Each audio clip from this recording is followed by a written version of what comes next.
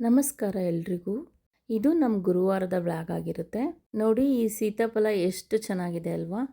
ಯಾವಾಗಲೂ ಮಕ್ಕಳು ಕಿತ್ಕೊಂಡು ಹೋಗ್ತಾಯಿದ್ರು. ಇವತ್ತೇನೋ ರಾಯರಿಗೋಸ್ಕರನೇ ಅಂತಲೇ ಬಿಟ್ಟಿದ್ದಾರೆ. ಬಟ್ ಹಣ್ಣಾಗಿತ್ತು, ತುಂಬ ಚೆನ್ನಾಗಿತ್ತು ಸೀತಾಫಲ.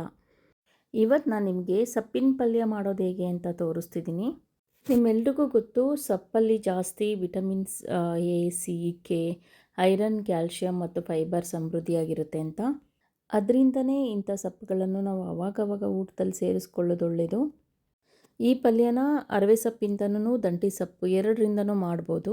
ನಿಮ್ಮ ಮನೇಲಿ ಯಾವ ಸೊಪ್ಪು ಇದ್ರೂ ಈ ವಿಧಾನದಲ್ಲಿ ಮಾಡಿ ನೋಡಿ, ತುಂಬ ರುಚಿಯಾಗಿರುತ್ತೆ ಈ ಪಲ್ಯ. ಎಲ್ರಿಗೂ ಸೊಪ್ಪು ಅಂದರೆ ತುಂಬಾ ಇಷ್ಟ ಆಗುತ್ತೆ. ಆದರೆ ಕ್ಲೀನಿಂಗ್ ಸ್ವಲ್ಪ ಟೈಮ್ ಹಿಡಿಯುತ್ತೆ.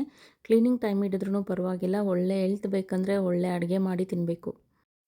ನಾನಿಲ್ಲಿ ಸೊಪ್ಪನ್ನ ಚೆನ್ನಾಗಿ ಸೋಸ್ಕೊಂಡ್ಬಿಟ್ಟು ನೀರಲ್ಲಿ ವಾಶ್ ಮಾಡ್ತಾಯಿದ್ದೀನಿ. 3-4 ಸರಿ ವಾಶ್ ಮಾಡಿ, ಯಾಕಂದರೆ ಸೊಪ್ಪಲ್ಲಿ ಜಾಸ್ತಿ ಮಣ್ಣಿರುತ್ತೆ. ಅದನ್ನು ಚಿಕ್ಕ ಚಿಕ್ಕದಾಗಿ ಕಟ್ ಮಾಡಿ ಸೈಡಲ್ಲಿ ಇಟ್ಕೋಬೇಕು. ಇದಕ್ಕೆ ನಾನು 3 ಈರುಳ್ಳಿ ತೊಗೊಂಡಿದ್ದೀನಿ, 10-12 ಎಸ್ಲು ಬೆಳ್ಳುಳ್ಳಿ ತೊಗೊಂಡಿದ್ದೀನಿ, ಮೆಣಸಿನ್ಕಾಯಿ 8 ತೊಗೊಂಡಿದ್ದೀನಿ. ನಿಮಗೆ ಖಾರಕ್ಕೆ ಎಷ್ಟು ಬೇಕೋ ಅಷ್ಟು ತೊಗೊಳ್ಳಿ. ಇದಕ್ಕೆ ಬೇಕಾಗಿರೋ ಇಂಗ್ರೀಡಿಯೆಂಟ್ಸ್ ಸ್ವಲ್ಪ ಆದ್ರೂ ಈ ಪಲ್ಯ ಅಂತೂ ತುಂಬ ಚೆನ್ನಾಗಿರುತ್ತೆ. ಇದಕ್ಕೆ ಒಂದು ಪಾತ್ರೆ ತೊಗೊಂಡು ಸ್ವಲ್ಪ ಎಣ್ಣೆ ಹಾಕಿ, ಎಣ್ಣೆ ಬಿಸಿ ಆದಮೇಲೆ ಅದಕ್ಕೆ ಸಾಸಿವೆ, ಕಡಲೆಬೇಳೆ, ಜೀರಿಗೆ ಹಾಕ್ಬಿಟ್ಟು ಒಗ್ಗರಣೆ ಮಾಡಬೇಕು. ಇದೆಲ್ಲ ಸ್ವಲ್ಪ ಫ್ರೈ ಆದಮೇಲೆ ನಾವು ಕಟ್ ಮಾಡ್ಕೊಂಡಿರೋ ಮೆಣಸಿನ್ಕಾಯಿ, ಬೆಳ್ಳುಳ್ಳಿ ಮತ್ತು ಈರುಳ್ಳಿನ ಹಾಕಿ ಚೆನ್ನಾಗಿ ಫ್ರೈ ಮಾಡ್ಕೊಳ್ಳಿ. ಈರುಳ್ಳಿ ಸ್ವಲ್ಪ ಬೆಂದ ನಂತರ, ತುಂಬ ಬೇಯಿಸ್ಕೊಳ್ಳೋದು ಬೇಡ, ಸ್ವಲ್ಪ ಬೆಂದ ನಂತರ ಅದಕ್ಕೆ ನಾವು ಕಟ್ ಮಾಡಿರೋ ಸೊಪ್ಪನ್ನು ಹಾಕಿ ಬೇಯಿಸ್ಕೋಬೇಕು. ಇದು ಜಾಸ್ತಿ ಸೊಪ್ಪಂತ ಅನ್ನಿಸ್ತಿದೆ ನಿಮಗೆ, ಬಟ್ ಇದು ಬೇಯುವಾಗ ನೀರು ಬಿಡುತ್ತಲ್ಲ, ಆವಾಗ ಕ್ವಾಂಟಿಟಿ ಕಮ್ಮಿ ಆಗುತ್ತೆ. 400-500 ಗ್ರಾಮ್ ಅಷ್ಟಿದೆ ಈ ಸೊಪ್ಪು. 3 ಜನ ಚೆನ್ನಾಗಿ ತಿನ್ಬೋದು. 3 ಜನಕ್ಕೆ ಸರಿ ಹೋಗುತ್ತೆ ಈ ಪಲ್ಯ. ಸೊಪ್ಪು 3/4 ಭಾಗ ಬೆಂದಮೇಲೆ ನಾನು ಒಂದು ಟೀ ಗ್ಲಾಸ್ನಲ್ಲಿ ಸುಮಾರು 3/4 ಭಾಗದಷ್ಟು ಹಾಲು ತೊಗೊಂಡಿದ್ದೀನಿ. ಇವಾಗ ಸೊಪ್ಪಿನ ಜೊತೆ ಹಾಲು ಸೇರಿಸಿ ಚೆನ್ನಾಗಿ ಬ್ಲೆಂಡ್ ಮಾಡ್ಕೋಬೇಕು. ನಿಮಗೆ ಹಾಲು ಇಷ್ಟ ಇಲ್ಲ ಅಂದರೆ ಅದನ್ನು ಸ್ಕಿಪ್ ಮಾಡ್ಕೋಬೋದು. ಅದರ ಬದಲಿಗೆ ಸ್ವಲ್ಪ ನೀರು ಹಾಕಿದ್ರೂ ಸಾಕು.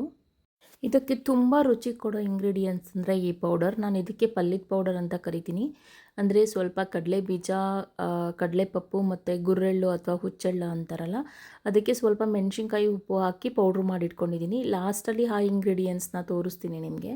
ಅದನ್ನು 3-4 ಸ್ಪೂನ್ ಹಾಕ್ಕೊಂಡು ಚೆನ್ನಾಗಿ ಬ್ಲೆಂಡ್ ಮಾಡಬೇಕು. ಎಷ್ಟು ರುಚಿಗೆ ಉಪ್ಪು ಬೇಕೋ ಅಷ್ಟು ಹಾಕ್ಕೊಳ್ಳಿ, ಯಾಕಂದರೆ ನಾನು ಪೌಡ್ರಲ್ಲಿ ಆಲ್ರೆಡಿ ಉಪ್ಪು ಹಾಕಿದ್ದೀನಿ. ಸೊ ಇದಕ್ಕೆ ಸ್ವಲ್ಪ ಉಪ್ಪು ಹಾಕಿ ಮಿಕ್ಸ್ ಮಾಡಿದ್ರೆ ಪಲ್ಯ ರೆಡಿ ಆಗುತ್ತೆ. ನಾನು ಆವಾಗಲೇ ಪಲ್ಯದ ಪೌಡ್ರು ಅಂತ ಹೇಳಿದ್ನಲ್ಲ, ಅದನ್ನು ಚಟ್ನಿ ಪೌಡ್ರಾಗಿಯೂ ಯೂಸ್ ಮಾಡ್ತಾರೆ. ಈ ಚಟ್ನಿ ಪೌಡ್ರನ್ನ ಬಿಸಿ ಅನ್ನಕ್ಕೆ ತುಪ್ಪ ಜೊತೆ ಹಾಕ್ಕೊಂಡು ತಿಂದ್ರಂತೂ ತುಂಬ ಚೆನ್ನಾಗಿರುತ್ತೆ.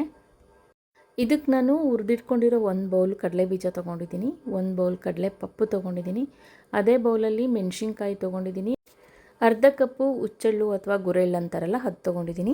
ಇದಕ್ಕೆ ನಾನು ಸ್ವಲ್ಪ ಅರಿಶಿನ ಪುಡಿ ತೊಗೊಂಡಿದ್ದೀನಿ, ಉಪ್ಪು ತೊಗೊಂಡಿದ್ದೀನಿ.